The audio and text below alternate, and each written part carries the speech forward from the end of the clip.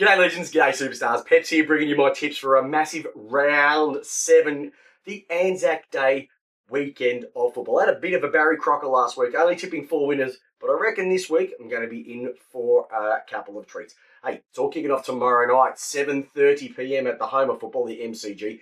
Melbourne and Richmond. This game has been going on for over 10 years now on Anzac Eve, and I'll be there with my kids to hear the last post.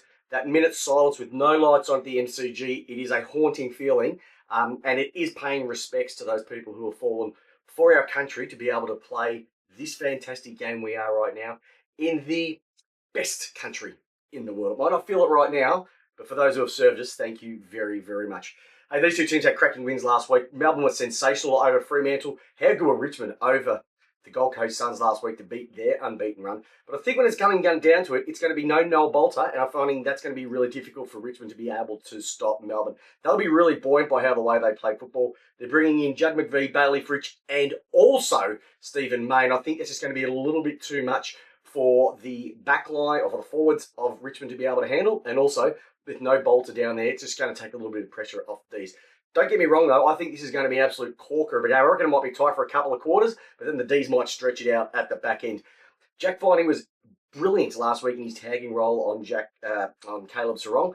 I think he'll go to Tim Taranto and to put the clamps on him. And if he's able to do a job like he did last week, it's going to be a big step for the D's to take that one out. So I'm saying the D's will beat the Tigers by probably 3 or 4 goals. It could be a lot more than that, or it could be a lot shorter. I can't see Richmond getting across the line without Bolter, but hey, stranger things have happened. Rightio, 25th of April, Anzac Day, 3:20 p.m. This is a game that everybody stops for. It is probably the second biggest game in the AFL calendar behind Grand Final Day. Collingwood versus Essendon, you know who it's all about. Collingwood, great win against Brisbane up there in Queensland last weekend.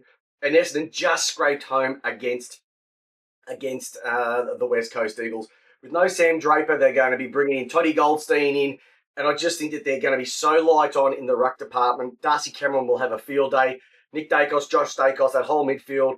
I think that they'll blow Essendon away here. I think this might actually turn out to be a little bit ugly towards the back end if the weather holds out. Now, if it does turn to be a bit ugly, that might favour Essendon a little bit because they will be able to then maybe just get that territory game going of theirs and push it forward a lot more as well too. But if it stays dry, if it maybe a little bit of drizzle here and there, I just think Collingwood are going to be way too good. And my tip for the Anzac Day medalist will be Josh Dacos. All right, and they'll win that, like I said, by about 3 or 4 goals. It may be more, once again, coming down to the weather. Rightio, let's head on to Friday night. This is another game that's been added recently. The Fremantle Shockers versus the Adelaide Crows. The Dockers were putrid against the D's last week. And it wasn't that they were playing bad football. This Melbourne out-hunted them, outworked them, and out-pressurised them. And even though it was a 10-point margin, it should have been a lot more than that. Adelaide, are they the real deal? Well, what a great win in the slosh against GWS last week. No Fogarty due to the shoulder injury, so that's going to put a bit of pressure on Thilthorpe and Walker down there. But the Dockers at home are a different calibre. They are a different team when they're playing at Optus Stadium. And with that saying, I'm going with the Fremantle Dockers to rebound after their shocker last week. If they lose this, count them out for being even not a top 4 threat. I would even say a top 8 threat, because these are the games that they need to win against good quality opposition for the AFL public to say, you know what, these guys have got something to show.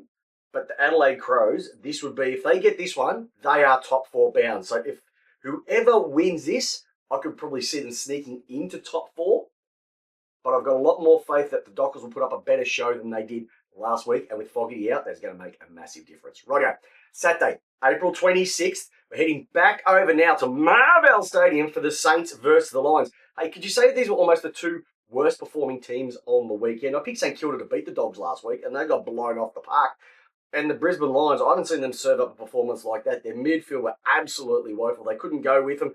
And the heralded backline of the Brisbane Lions was also stunned as well too. So they were just 2 teams that just didn't turn up at all. Who am I putting my faith in with this one? Well, I'm actually going with the Saints. I've got a feeling that the Brisbane Lions are just not playing great football at the moment, and they haven't been able to sort out the post-Joe Danaher way to play. I think St Kilda on the home deck of Marvel, they will be a lot better for the run. I've got a lot more faith in them. I think Brisbane, which is really hard to say considering one team is 12th and the other one is second.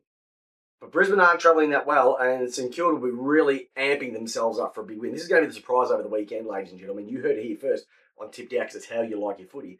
And if you could do me a favour, make sure that you like, subscribe, and ring the bell because 89% of our viewers last week weren't subscribed to the channel. And so just by subscribing means we can get bigger guests, we can have more content coming straight to you like these tips. So I'd really appreciate that. Rightio, so from the Saints winning this one, we're going all the way back over to the Adelaide Oval. Port Adelaide versus North Melbourne.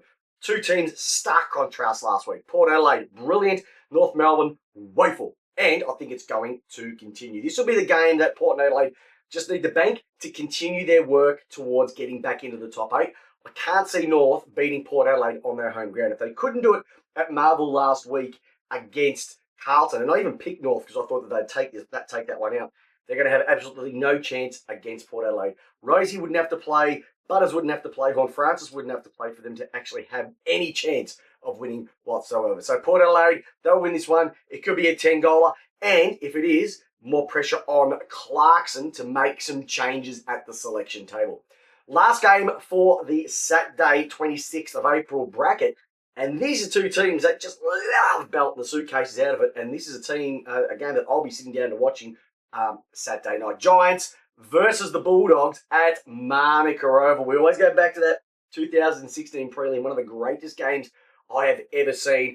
And I reckon that the Giants should be able, Hogan is back this week, they should be able to get the rebound and get their mojo flowing. They were pretty average against the Crows last week. On the flip side, though, the Bulldogs were magnificent against St Kilda. The Bont being back, arguably the best player in the league. I've got a bit of a video on that for the Bont versus Nick Dacos, who is the number one player. I'll give you a hint. Soft and hard tacos. Why not have both? But I reckon the Giants will get the win here.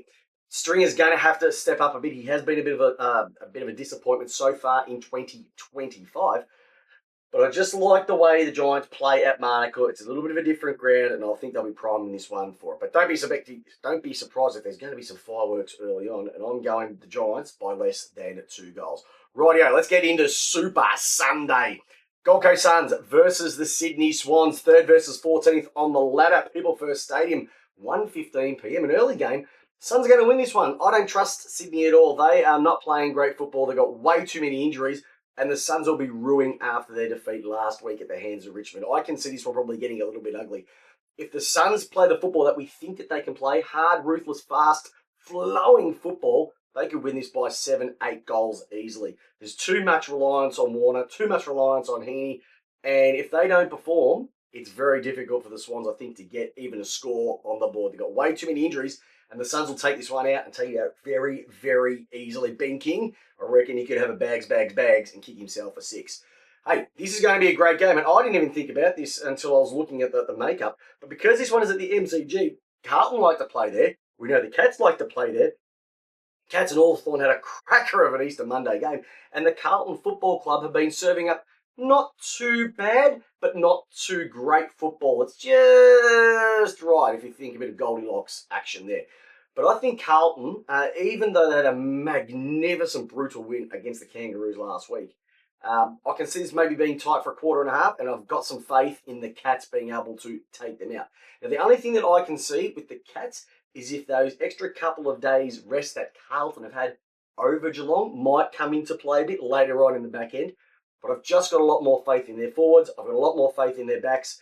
I think they're more evenly spread across the talent across the park. And I think just Carlton, unless it's Wiegering, Cripps, Walsh, Curnow, the top tier, I just think they're probably their bottom 8 players aren't at the same calibre as Geelong. And that's where this game will be won. So I'm going with Geelong. Bit tight early on, but to take it out probably by 5 or 6 goals. And the last game of the weekend, it is the graveyard shift. Hawks versus Eagles, 4:45 p.m. at Marvel Stadium. Interesting location. Normally it would be at the MCG, but everybody's having a bit of a go at the Marvel. And just because of the fact that the Hawks come off a really stirring loss last week, Eagles were really good. Don't get me wrong. They were really good against Essendon and probably should have won that game if we have a good hard think about it. But I think the Hawks, on that fast deck, Eagles are travelling once again. I think the Hawks will be looking to get not just a win, but a confidence boosting win back on the stocks for them as well too. And so I just think that they'll have too much class around the ground. I just don't see it with the Eagles. They'll be able to go with them for maybe a half, but outside after half time, I think the Hawks will probably put the foot on the throats and take this one out by about maybe 6 or 7 goals as well. So there you go, ladies and gentlemen. There is Peps tipped out tips for the Anzac Day weekend round of football. We've got Thursday night, we've got Friday night, we've got games all across the weekend. It is the best sport in the world. Most importantly, like I said, if you can, give us a like, give us a subscribe, do me a favour and join Lace Out. It doesn't cost you a thing except for a little press, and we get this content and my tips delivered to you every single week. So have a safe weekend for all the armed services in the past and the present. Thank you for your service from everybody who is watching this, but also everybody who's part of my family and the Lace Out family as well too. Have a great, safe weekend, and remember, join Jamie and I 8 p.m. live on our Facebook and YouTube channel for the weekly show, because it's Lace Out and it's how you want your footy.